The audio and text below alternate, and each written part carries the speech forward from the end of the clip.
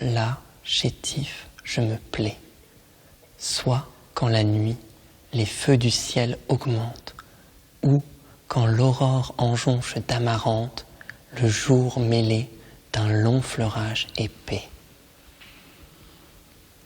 D'un joyeux deuil, sans fin, je me repais, et quelque part où, seulé, je m'absente, devant mes yeux, je vois, toujours présente, celle qui cause, et ma guerre et ma paix. Pour l'aimer trop, également j'endure, or un plaisir, or une peine dure, qui d'ordre égal viennent mon cœur saisir. Et d'un tel miel, mon absinthe est si pleine, que me plaît autant le plaisir que la peine. La peine autant que me fait le plaisir.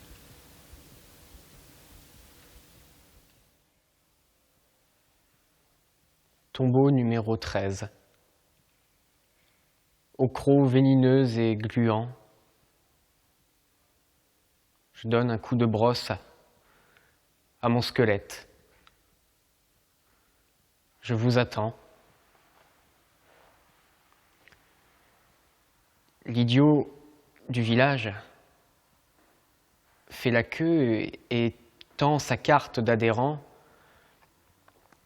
pour prendre place dans le grand feu. Je vous attends.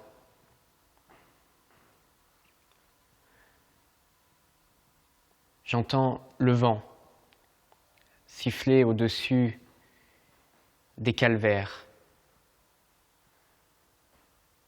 Et je vois les vampires sortir de leur cercueil pour venir saluer les anges nucléaires.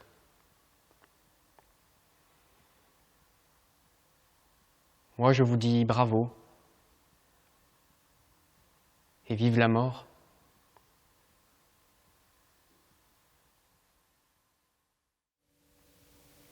Me voici vieille de près d'un jour entier. J'ai dû arriver hier. Du moins, j'en ai l'impression. Et cela doit en être ainsi. S'il a existé un avant-hier, je ne devais pas y être. Sinon, je m'en souviendrai.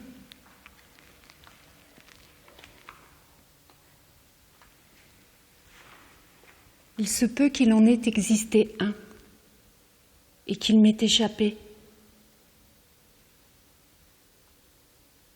Désormais, je serai plus attentive et j'en prendrai note. Mieux vaut bien commencer et éviter d'embrouiller mes souvenirs. Mon instinct me dit que ces détails auront un jour de l'importance pour les historiens. En effet, j'ai le sentiment d'être une expérience. Oui, exactement. Impossible de se sentir davantage une expérience.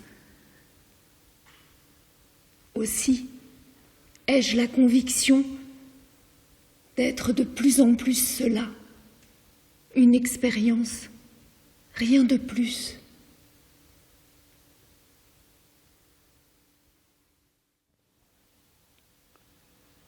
Reste ici, caché, demeure, et dans 1 heure tu verras sortir du bain l'ingénue, toute nue, croisant ses mains sur ses bras. Car c'est un astre qui brille, qu'une fille qui sort du bain à flots frais cherche s'il ne vient personne et frissonne.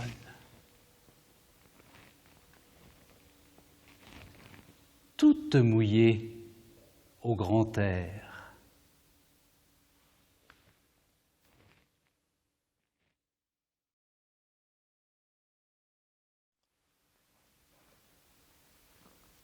Déshabillez-moi. Déshabillez-moi. Oui, mais pas tout de suite. Pas trop vite. Sachez me convoiter, me désirer, me capturer. Déshabillez-moi. Déshabillez-moi. Mais ne soyez pas comme tous les hommes, tout pressés. Mais d'abord le regard, tout le temps du prélude, ne doit pas être rude, ni hagard. Dévorez-moi des yeux, mais avec retenue, pour que je m'habitue un peu.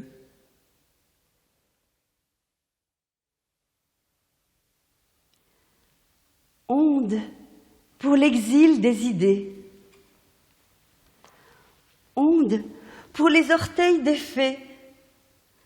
Onde pour les chevilles des mendiantes. Onde pour les plumes des anges.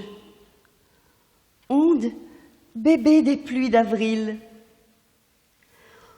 Onde, petite fille à la poupée. Onde, fiancée, perlant sa missive. Onde, émanée d'une cloche qui tinte. Onde, banderole d'un vitrail rustique.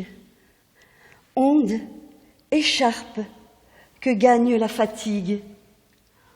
Onde, rosée des étoiles qui clignent. Onde, soleil. Onde, baiser visible se courant après. Onde, analogue à ces voix des aimés sous le marbre. Onde, pipi de lune aux mousselines. Onde, jouissance du soleil en roue de pan. Onde, qu'on dirait le paradis les ailes. Je te salue.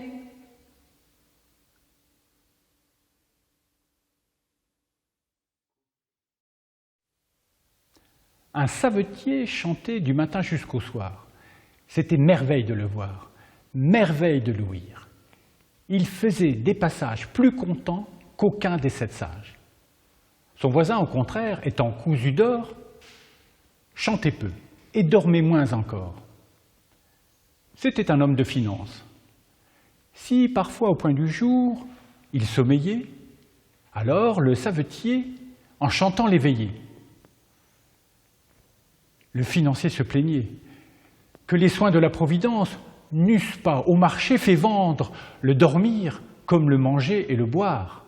Et le financier se plaignait que les soins de la Providence n'eussent pas au marché fait vendre le dormir comme le manger et le boire.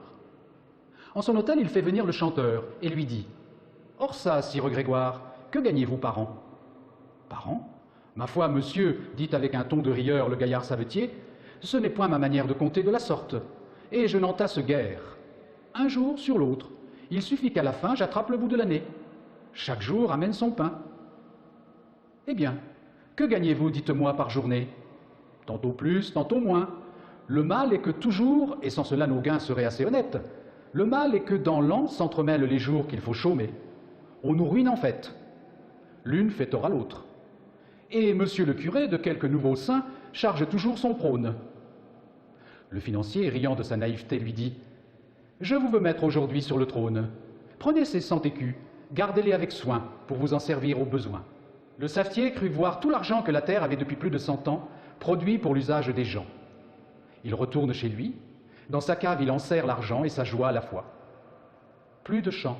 Il perdit la voix. Du moment qu'il gagna ce qui cause nos peines, le sommeil quitta son logis.